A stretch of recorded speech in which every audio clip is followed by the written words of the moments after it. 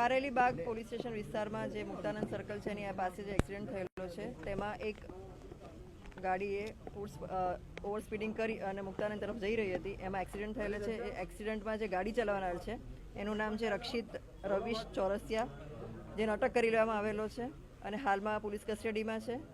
એ MSUમાં ભણે છે અને લોનો અભ્યાસ કરી રહ્યો છે. એની સાથે એનો જે મિત્ર હતો એને પકડવા માટે પોલીસ હાલ કાર્યવાહી કરી રહી છે. બેને ક્યાં રહે છે અને નશાની હાલતમાં હતો, લોકો એવું કહી રહ્યા હતા?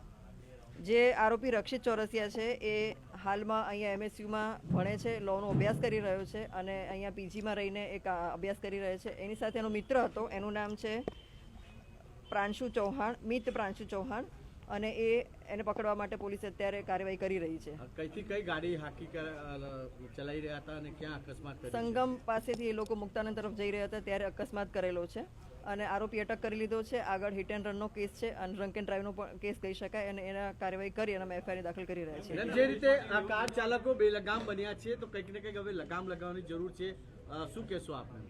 ચોક્કસ એ દિશામાં કાર્યવાહી ચાલુ જ છે અને જ્યાં જ્યાં આવા કેસો બને છે ત્યાં સખત કાર્યવાહી કરી છે અને આમાં પણ એવો જ દાખલો બેસે એવી કાર્યવાહી કરવામાં આવશે. શું મેસેજ આપવા માંગશો જે લોકો અત્યારે કાર એવી ફાસ્ટ ચલાવી રહ્યા છે, કેમ કે આમ્રપલ્લી જેવો વિસ્તાર છે ત્યાં 100ની સ્પીડ પર કાર ના ચલાવી શકે, શું મેસેજ આપશો? જ્યાં ખુલ્લો રોડ છે, સંગમથી જે મુકદાન તરફનો જે રોડ છે ખૂબ પહોળો રોડ છે, એટલે સ્પીડમાં ગાડી ચલાવતા હતા આ લોકો, ઓવર સ્પીડિંગ કરી રહ્યા હતા જેના કારણે એક્સિડન્ટ થયો છે. હાલમાં એક મહિલાની મોતની પુષ્ટિ મળી રહી છે, બાકી બધાને દાખલ કરવામાં આવેલા છે અને હાલમાં ફૂટેજ લઈને કાર્યવાહી ચાલુ છે. અમે લોકો એમાં કાર્યવાહી કરી રહ્યા છીએ. ફૂટેજ મેળવવાની કાર્યવાહી ચાલુ છે, એમાંથી ખબર પડી જશે. જે મિત પ્રાંશુ ચૌહાણ છે એની ગાડી છે જે ભાયલી ખાતે રહે છે. એ હાલમાં ચાલી રહી છે. ફૂટેજ મળે પછી એક્ઝેક્ટ